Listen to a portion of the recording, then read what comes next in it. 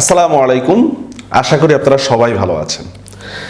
সম্প্রতি একজন লোক তিনি ফেসবুক লাইভে এসে আত্মহত্যা করেছেন। কেন আত্মহত্যা করছে, মনোরোগবিদ থেকে শুরু করে সাধারণ মানুষ সবার মুখে একই আলোচনা। যে কোনো ধরনের ওয়াজ মাহফিলে এখন এটা নিয়ে আলোচনা হচ্ছে। সেটা অনেকটা হচ্ছে হেদায়েতের জন্য হচ্ছে, অনেকটা হচ্ছে শিক্ষাদানের জন্য হচ্ছে, আবার অনেক জায়গায় কটাক্ষ করে বলা হচ্ছে।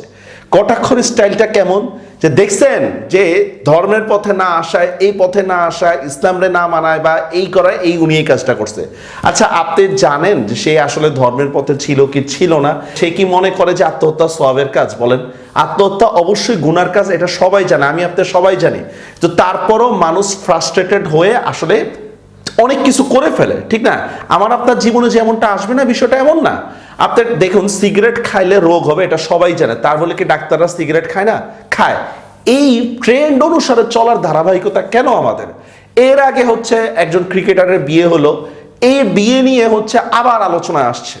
আরে সব ওয়াজ মাহফিলে বিয়ে নিয়ে আলোচনা, কি হইলো, কেমনে বিয়ে, বউ ভাগায় আনলো, এই করলো সেই করলো, এটা নিয়ে আলোচনা। মানে আমি ঠিক বুঝি না এগুলা কোন ধরনের কাজ করবা।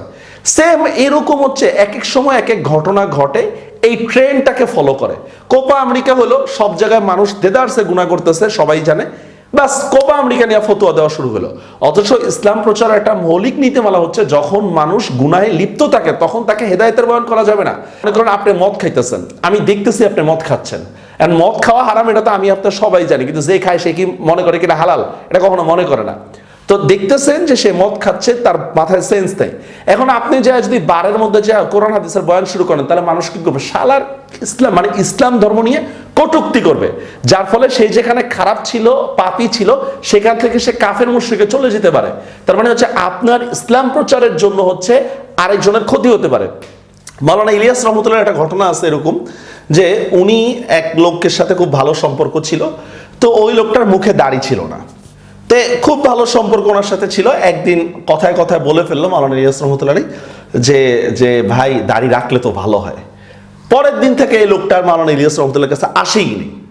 তো মানে মাওলানা ইলিয়াস রহমতুল্লাহ মৃত্যু পর্যন্ত উনি আফসোস ছিল যে আমি অপাত্রে হেদায়েতের বয়ান করতে গেছি, মানে লোকটা এখনো দিনের বুঝ পুরোপুরি আসে নাই, আমি তাকে এই বয়ানটা করতে গেছি, যার ফলে আজকে লোকটা চলে গেছে। অথচ লোকটা আমার কাছে থাকলে হয়তো আরো শিখতে শিখতে বুঝ আসবে, ঠিক না?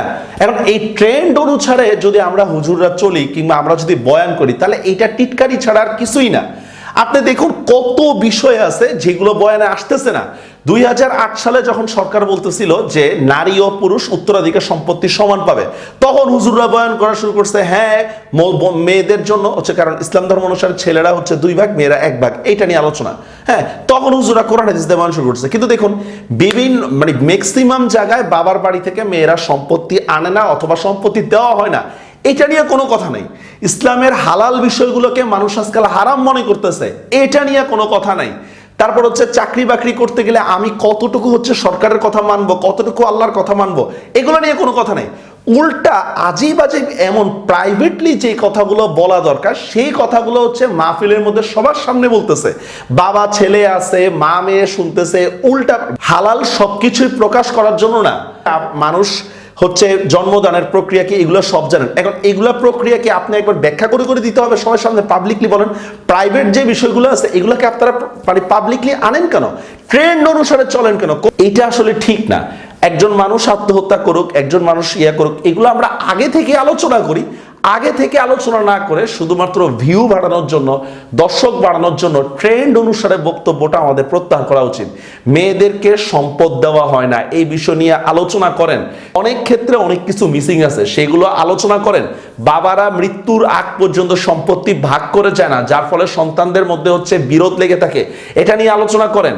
ছোট বড় ভাই ছোট ভাইকে সম্পত্তি বঞ্চিত করে, এরপর হচ্ছে মানে এগুলা মানে কি বলবো, আর সামাজিক মুআমালাতে এগুলার অভাব নাই, লেনদেনের পরিচ্ছন্নতা নাই, ঠিক আছে?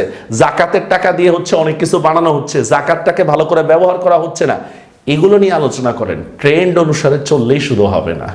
তো আমি আসলে তো কিছু জানি না তেমন একটা, তারপর আমি প্রস্তাবগুলো দিলাম আপনাদের সামনে। সবাই ভালো থাকবেন, আল্লাহ হাফেজ।